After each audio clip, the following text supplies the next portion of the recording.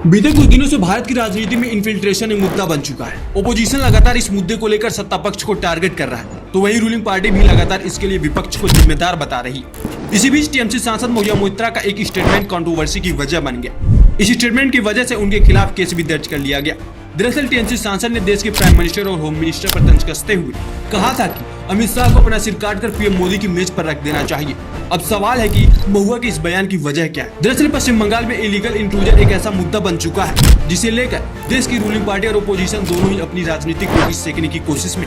डेमोग्राफिकल changing पर बात करते हुए महुआ ने कहा कि हमारा स्टेटमेंट बहुत सीधा है। हमारी बॉर्डर की रक्षा के लिए 5 सेनाएं तैनात हैं, जो सीधे तौर पर होम मिनिस्टर और होम मिनिस्टर के अंडर में आता है। जब प्रधानमंत्री 15 अगस्त को लाल किले से डेमोग्राफिकल चेंज और इन्फिल्ट्रेशन जैसे मुद्दों पर बात कर रहे थे, तो पहली पंक्ति में बैठे उनके होम मिनिस्टर बेशर्मी से ताली बजा रहे थे और मुस्कुरा रहे थे। मोइत्रा यही नहीं रुकी, उन्होंने आगे कहा कि मैं पूछना चाहती हूं कि अगर हमारी इंटरनेशनल बॉर्डर की रक्षा करने वाला कोई नहीं और दूसरे देशों के सैकड़ों लाखों और करोड़ों लोग अक्सर आकर बस रहे, तो हमारी माताओं बहनों को बुरी नजर से देख रहे हैं। अगर भी हमारी जमीन छीन रहे तो अमित शाह को अपना सिर काट कर सबसे पहले प्रधानमंत्री मोदी की मेज पर रख देना चाहिए।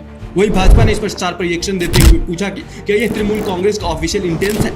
मोइत्रा ने पश्चिम बंगाल के नदिया जिले में एक कार्यक्रम में रिपोर्टर से बातचीत में आरोप लगाया था कि केंद्र सरकार सीमा सुरक्षा पर अपनी रिस्पॉन्सिबिलिटी से बच रही है। मोइत्रा के इस कमेंट से हंगामा मच गया और भाजपा ने कृष्णानगर के कोतवाली पुलिस थाने में शिकायत दर्ज कराई। साल 2020 में बीबीसी में छपी एक रिपोर्ट के मुताबिक पश्चिम बंगाल के BJP state president Dilip Ghosh ने कहा था कि भारत में कुल 2 करोड़ मुसलमान घुसपैठिए मौजूद है, जिसमें से 1 करोड़ पश्चिम बंगाल में ही है। हालांकि उनके ये आंकड़े संसद में केंद्र सरकार के दिए गए आंकड़ों से मेल नहीं खाते हैं। उत्तर प्रदेश से सांसद अनिल अग्रवाल ने भी संसद में सरकार से सवाल पूछा था कि क्या देश में बांग्लादेशी और नेपाली लोग समेत इलीगल इमिग्रेंट्स में संख्या में वृद्धि हुई है। यदि हाँ, तो बीते 3 वर्षों के दौरान देश में निर्धारित अवधि से अधिक समय तक यह इलीगल इमिग्रेंट्स की राज्यवार और राष्ट्रीयवार संख्या कितनी है। इसी का जवाब देते हुए गृह राज्य मंत्री नित्यानंद राय ने कहा था कि बीते 3 सालों में भारत में इलीगल तरीके से रह रहे बांग्लादेशियों की संख्या करीब 1,10,000 है। ये ऐसे बांग्लादेशी हैं जो आए तो थे भारत में वीजा लेकर, लेकिन वीजा की तारीख निकल जाने के बाद भी भारत में अवैध तरीके से रह रहे थे। बीबीसी में ही छपे रिपोर्ट के अनुसार उस समय सरकार ने कहा था कि इलीगल इमिग्रेंट्स चोरी छिपे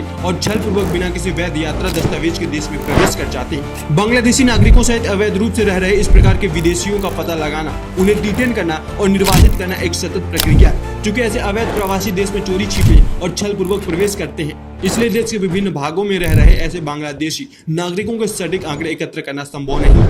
अब सवाल है कि एसआईआर इसके लिए सही रास्ता है। अगर ये सही नहीं तो फिर क्या करना चाहिए।